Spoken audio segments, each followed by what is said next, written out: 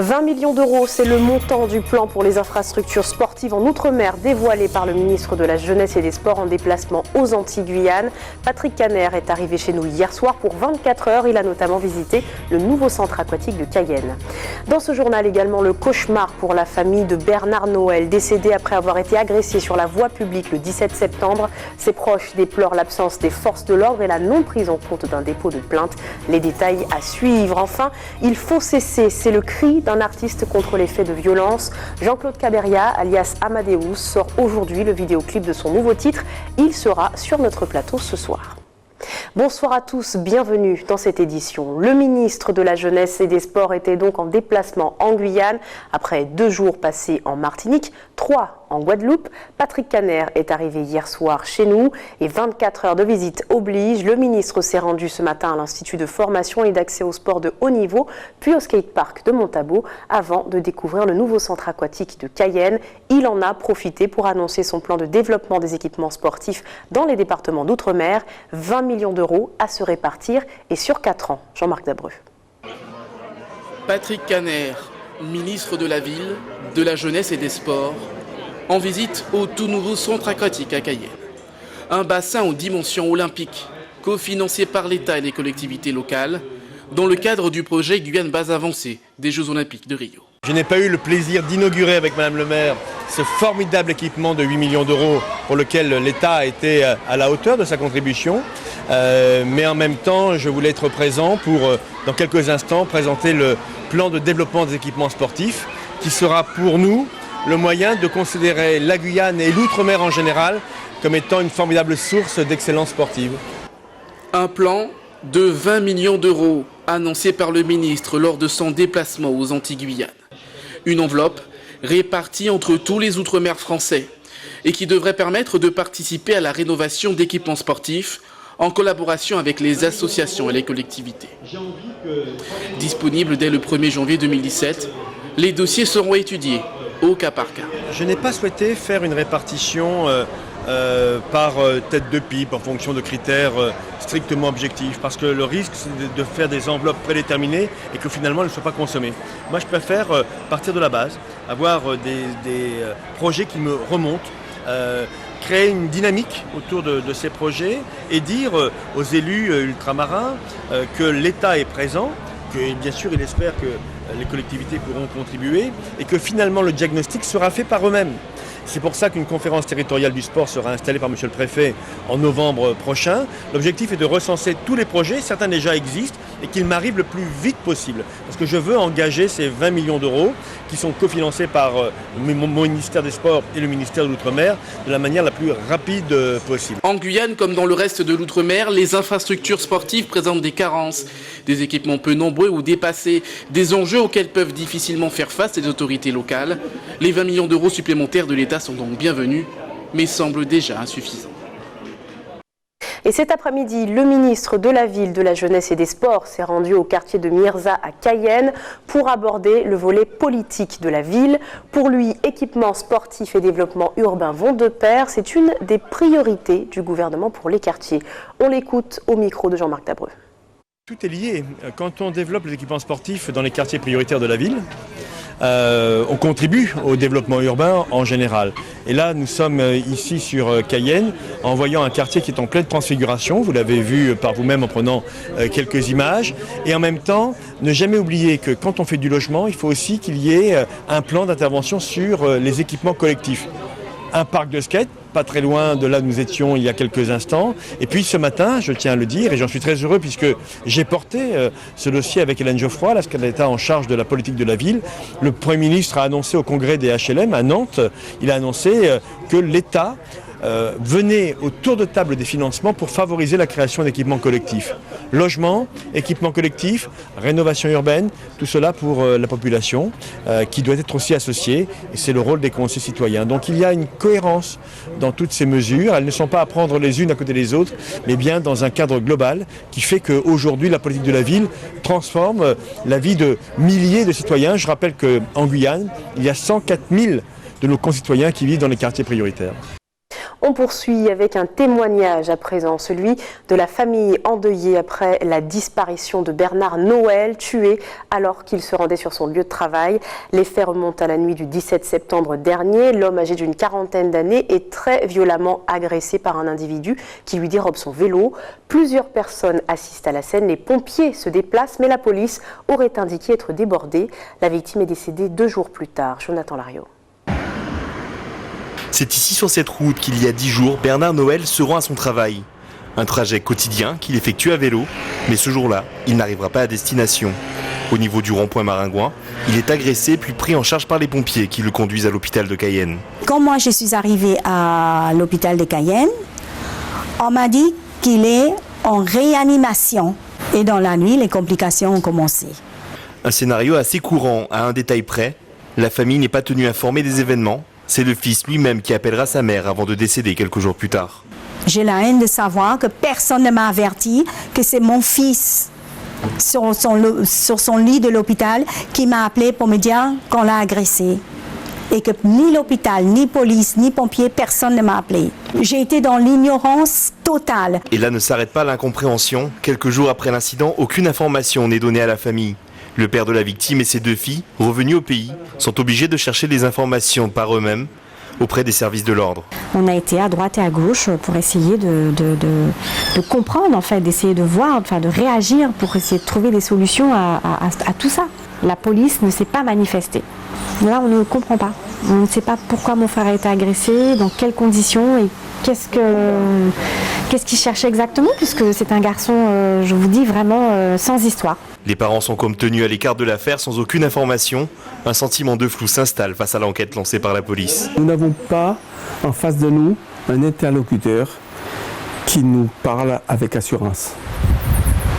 Parce que même celui qui se trouve en face de nous, que nous interpellons, pas que eux, ils nous informent, nous n'avons pas la conviction qu'eux-mêmes ils savent ce qui se passe. Ils ne peuvent pas nous rassurer, ils ne peuvent pas nous prendre en charge pour que nous soyons apaisés, afin que l'on puisse se dire « Ok, nous avons une justice qui suit l'affaire et qui la prend de plein pied ». Au moins que nous soyons rassurés qu'il y a au moins une autorité qui fait son travail. Personne ne nous appelle. Si ce n'est pas nous, si ce n'est pas mes filles qui allons chercher les informations. Aujourd'hui, c'est à la police judiciaire que revient l'enquête. Une autopsie du corps a été demandée par celle-ci et devra se faire ce vendredi. 2 ans de prison ferme et 75 000 € d'amende. La peine est tombée hier pour le jeune homme qui avait lancé un appel au meurtre de l'enseignante aux propos polémiques à Saint-Laurent-du-Maroni. Âgé de 24 ans, Ashley Pierre a été jugé en comparution immédiate pour menace de mort sur personne dépositaire de l'autorité publique. Comment les habitants de la capitale de l'Ouest réagissent-ils? Les avis sont mitigés. Elsa Gonzalez. À la suite des propos jugés racistes et discriminatoires d'une enseignante de l'éducation nationale, un jeune haïtien réagit en diffusant sur Internet un document menaçant de mort la dite professeure et sa famille. Sur le document, il est stipulé que leur tête est mise à prix. La population saint-laurentaise réagit face à de tels agissements. Aller jusqu'aux menaces de mort, c'est répandre le mal par le mal. Donc pour moi, je dirais que là, la solution ne se trouve pas là, mais il faut voir par rapport du fait que là dit, il y a des enfants qui écoutent, il faut, comment dire, doit trouver le mot par rapport à éduquer les enfants, surtout parce qu'on parle du racisme, on est dans un pays, dans un continent pratiquement entouré de gens de couleur, on est dans une commune qui a beaucoup de diversité, donc ce genre de propos-là enflamme vite les têtes brûlées, quoi. En réponse à de tels actes, ce jeune haïtien est condamné à 2 ans de prison ferme. Une sanction qui paraît logique pour ce père de famille. C'est complètement logique. Il n'y a rien à dire là-dessus parce que voilà, menace de mort quand même, c'est à un niveau, comment on peut dire, je ne sais pas comment expliquer ça, quoi, mais bon, ça se fait pas, c'est grave. Sur toute la famille en plus, c'est très très grave. Mais pour d'autres personnes, la peine est jugée trop lourde et injustifiée. Ils n'ont pas conscience de ce qu'ils viennent dire. Je pense que les gens auraient pu régler les choses autrement au lieu d'aller jusque-là. Jusque-là, c'est-à-dire Le mettre en prison. Ce qui choque la population, c'est que beaucoup se font menacer ici. les forces de l'ordre n'interviennent pas lorsqu'il y a des menaces. Ils disent que ce n'est pas leur travail, c'est la police municipale. Même si on va à la police municipale, on nous renvoie à la gendarmerie. Donc, si pour elle, finalement, pour une menace de mort, c'est à la police, c'est à la gendarmerie qu'il faut régler les choses, ben alors qu'ils arrêtent de recaler la population lorsqu'ils se font menacer et qu'ils viennent aussi faire leur travail au niveau de la population. La population ne concerne pas uniquement les gens qui vivent à la gendarmerie. À 2 semaines des émeutes survenues devant la gendarmerie, une partie de la population semble toujours remonter. Dans le reste de l'actualité, une contractuelle de la préfecture a été interpellée samedi à son domicile pour vol et recel de vol en bande organisée. Elle est accusée de revendre des timbres fiscaux à des étrangers depuis le mois de juillet 2015. 2 personnes soupçonnées de l'aider à écouler les timbres ont été interpellées. Les précisions du procureur de la République au micro de Caroline Alcide. Vendredi après-midi, une femme qui fait l'intermédiaire entre les étrangers qui demandent des titres de séjour et la préfecture est venue signaler donc aux agents de la préfecture qu'on venait de lui remettre un lot de timbres fiscaux à revendre. Elle a immédiatement donc suspecté un phénomène illégal et en a parlé donc à des agents de la préfecture qui ont fait remonter donc l'information donc à monsieur le préfet qui m'a saisi.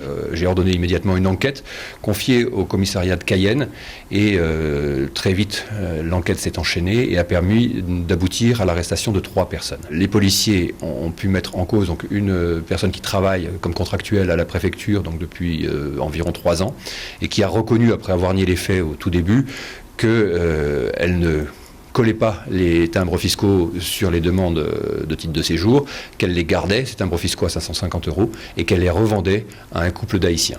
Alors il y avait un certain nombre de contrôles mais qui ont sans doute été insuffisants et je pense que le nécessaire va être fait dorénavant. Pour l'instant le préjudice est encore relativement inconnu.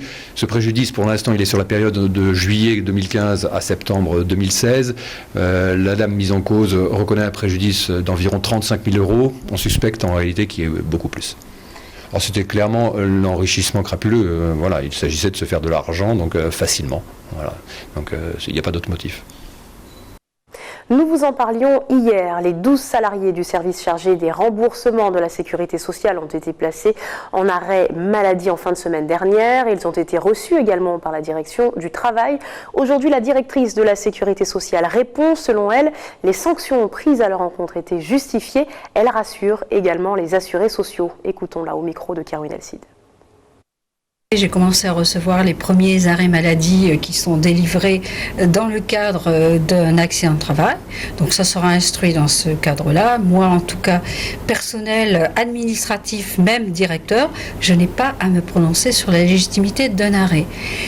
Simplement, il se situe, ces arrêts-là, dans un contexte bien particulier, qui est celui d'un droit de retrait qui a été exercé par ces mêmes personnels, avec une reprise de travail qui a eu lieu au mois de juillet, et suite à cette reprise de travail, il y a eu effectivement une convocation pour une décision de sanction disciplinaire, mais qui était sans incidence financière. Les retenues sur salaire dont il a fait état correspondent à des périodes non travaillées. Écoutez, 6 semaines de droit de retrait qui correspond en réalité à un danger imminent et grave qui met en péril leur santé et qui a un vrai risque pour eux, pour des raisons cumulées qui pouvaient conduire à un burn-out et qui ont fait dire qu'il s'agissait d'un droit de retrait raisonnable par anticipation, ce qui n'existe pas dans le Code du travail. Je pense qu'il y a un amalgame entre tout cela. Je tiens à rassurer les assurés sociaux, les professionnels de santé, que nous mettons tout en œuvre pour continuer à assurer le service public et les paiements. D'autant que tous les engagements de la direction qui avaient été pris ont été réalisés et que les nouveaux salariés sont bien à leur place et travaillent normalement. En bref, un point chiffre à présent avec le taux de chômage en Guyane qui était en hausse au mois d'août dernier. Selon les chiffres du Pôle emploi, le territoire gagne 1,5% de chômeurs en plus. En tout, près de 25 000 personnes recherchent un emploi en Guyane. Une tendance également observée au niveau national avec une augmentation d'1,4%, une première depuis janvier 2013. Direction la Martinique à présent, à Fort-de-France, où de nouveaux feux tricolores ont fait leur apparition ce matin. Il s'agit de feux destinés au nouveau réseau de bus TCSP actuellement en test. Pour se préparer à l'arrivée de ces lignes, la ville lance une nouvelle signalisation qui va probablement changer les habitudes de circulation. Anaïs Gall et Guy Raphaël René. Des feux dont les foyalais avaient quasiment oublié les couleurs. Ce matin, pourtant, le balai tricolore renaît dans certains carrefours du centre-ville. Une bonne nouvelle pour les automobilistes comme pour les piétons. Je pense qu'en mettant les feux, ça va permettre de réguler la circulation et qu'on sera un peu plus prudent et puis peut-être moins d'accidents. Je ne l'appréhende pas du tout, je l'attends impatiemment. Cet ouvrage est magnifique, il a coûté à peu près 400 millions d'euros à ma connaissance. Il est temps que nous, les Martiniquais, on en profite. Ça va permettre peut-être de fluidifier la circulation, pas seulement la fluidifier, mais protéger les piétons, les motards, les véhicules, parce qu'avec le TCSP, sur certains carrefours, c'est très problématique. Donc à mon avis, si les automobilistes, les usagers de la route respectent la signalisation feu, ça devrait bien se passer. Je viens de découvrir là que les feux étaient remis en service et franchement au niveau de ce carrefour c'est super sécurisant quoi, parce que c'est quand même un carrefour dangereux, il y a beaucoup de circulation et le piéton il n'est pas forcément bien traité sur ce carrefour. Donc j'en suis ravie. Une procédure qui n'est que temporaire. Il s'agit en effet de tests pour se préparer à la mise en circulation du TCSP. Sur une trentaine de carrefours à Fort-de-France, 26 seront impactés par le passage des bus à haut niveau de service.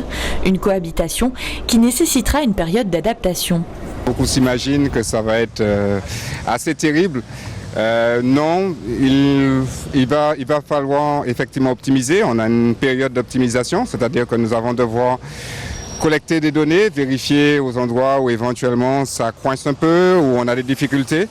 Maintenant, le système est performant, donc il permettra d'avoir la circulation la plus adaptée, la plus adéquate que possible. Sous la chaussée, des câbles enterrés. Ils captent le signal émis par un mécanisme placé sous les bus du TCSP. À l'approche de ceux-ci, l'information est envoyée à un automate qui régule la gestion des feux.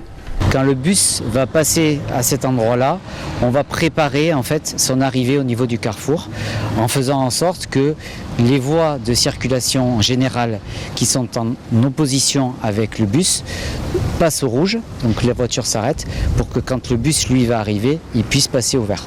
Et une fois que le bus va être passé, on va rendre la circulation. Des feux tricolores, mais aussi des feux dédiés au TCSP, des feux ferroviaires ou encore des feux jaunes clignotants aux abords des ronds-points.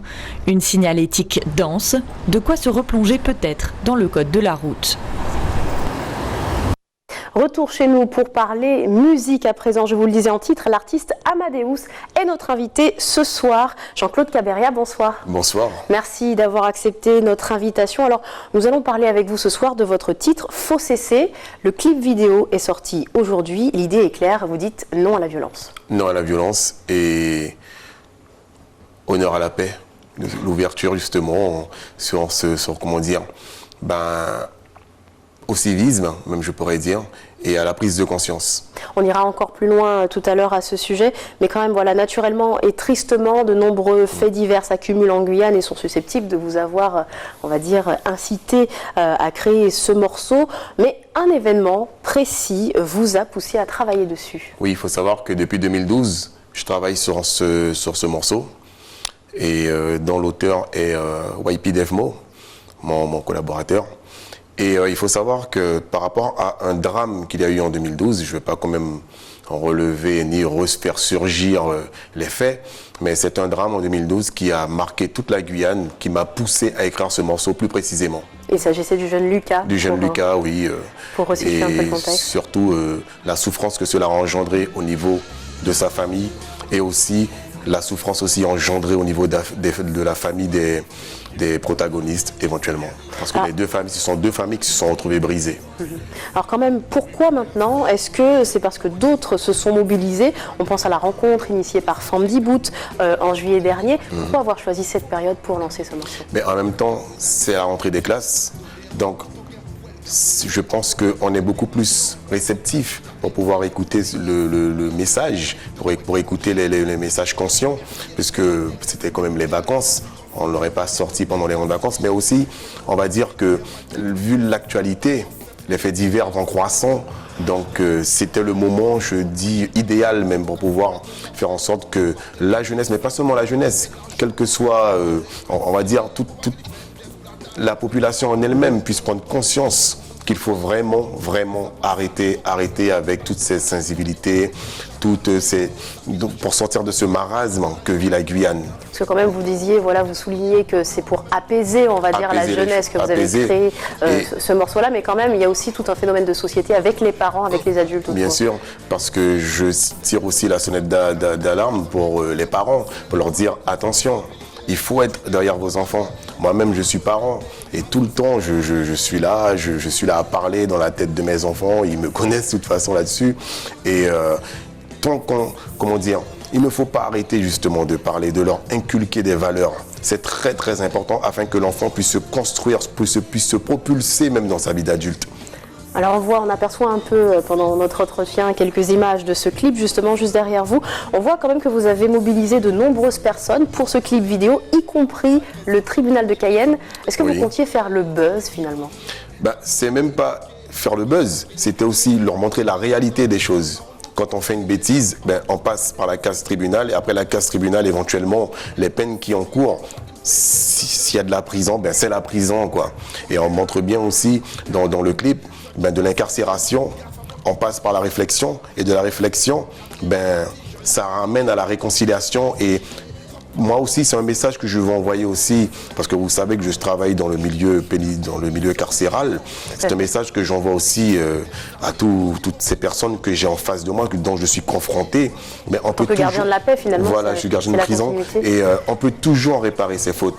Vous voyez bien, le jeune, dans le clip, il va se repentir aussi sur la tombe, il va se recueillir même sur la tombe de son ami décédé. Et pour tout ça, pour dire qu'il y a toujours un espoir. Tant que l'on respire, il y a de l'espoir. Tant qu'on est en vie, il y a de l'espoir. Alors, le clip a été présenté quand même hier soir à l'Ancre, suivi d'une rencontre avec de nombreux acteurs, y compris des personnes du tribunal. Vous en parliez tout à l'heure. Quel était l'objectif? Est-ce que vous n'avez pas l'impression d'envoyer une bouteille à la mer? Non, puisque vous savez, on a tendance à dire que même quand nous faisons des marches, que ce sont des marches inutiles. Mais moi, je dis que ce sont des marches qui servent, parce que tout cela montre notre mobilisation. Et si vous voyez hier, j'ai invité le président de la CTG, j'ai aussi invité le maire de Cayenne, j'ai aussi invité le procureur de la République, ainsi que le colonel de la gendarmerie et tout, pour pouvoir montrer que tout cet ensemble-là, si on fédère toutes ces personnes, que l'on peut justement en faire ressentir, même faire rejaillir, je pourrais dire, une solution adaptée à ce problème d'insécurité. Alors quand même, Jean-Claude Caberia, on vous connaît déjà un peu, vous n'en êtes pas à votre première, vous avez déjà pris la plume contre la violence, vous vous êtes aussi engagé dans les faits, vous étiez un des principaux acteurs des événements du 2 novembre 96, la lutte pour l'obtention d'un rectorat en Guyane. Votre dernier album fait partie de cette démarche à l'approche du 2 novembre. Vous souhaitez faire une date commémoration avec votre album? Effectivement, avec tous les acteurs de l'époque, tous les lycéens et plus jeunes qui étaient avec nous dans ce mouvement. Je peux citer quelques noms, donc Keita Stephenson, Dimitri Gouard et Aline Charles, ce sont ces personnes-là qui ont mené le mouvement de novembre 96, et tout ça pour faire l'historique. Donc j'ai écrit une chanson juste parce qu'en fait cette partie de l'histoire a été occultée. Et si vous savez bien, quand on demande à un jeune aujourd'hui, est-ce que tu sais que ce rectorat a été obtenu justement dans la souffrance, dans la douleur? Ils savent pas, quoi. Donc, c'est une petite chanson pour rétablir la vérité et apprendre éventuellement l'histoire à la jeunesse. Et un album commémoratif. Merci d'avoir répondu à nos questions. C'est moi qui vous remercie. Amadeus. Avant de se quitter, on va quand même regarder un extrait de votre clip. Faut cesser. Regardez. Ok, super. Alors, je le fais sortir ou pas?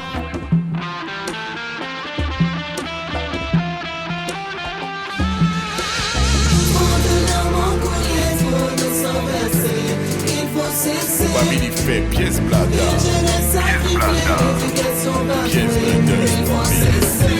oui, plein élastique, tout levé, tout jargon chinois quand je fais de la psy.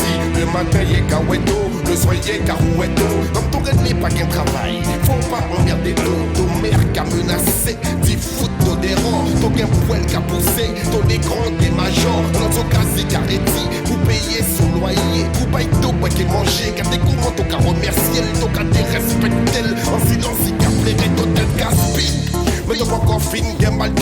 consiste à tomber enceinte, et qu'à harceler tout, pour acheter couche que tu l'aides, tout dit ton pas qu'un papa, mais ton café, mais ton cabouet, on nous arrête que ça, quand on a trouvé l'argent, on nous parle les bêtes sérieux, on va venir faire pièce blada, on t'en en bateau gogo, ton cas démarché pour un travail, ton temps tout passe à passa, ton cas jouer les battes de Paris, ton cas appelé ton chat. Ainsi s'achève votre journal. Avant de se quitter, voici le rappel des titres. 20 millions d'euros, c'est le montant du plan pour les infrastructures sportives en Outre-mer dévoilé par le ministre de la Jeunesse et des Sports en déplacement aux Antilles-Guyane. Patrick Caner est arrivé chez nous hier soir pour 24 heures. Il a notamment visité le nouveau centre aquatique de Cayenne. Vous avez pu le voir dans ce journal également, le cauchemar pour la famille de Bernard Noël, décédé après avoir été agressé sur la voie publique. Ses proches déplorent l'absence des forces de l'ordre et la non prise en compte d'un dépôt de plainte.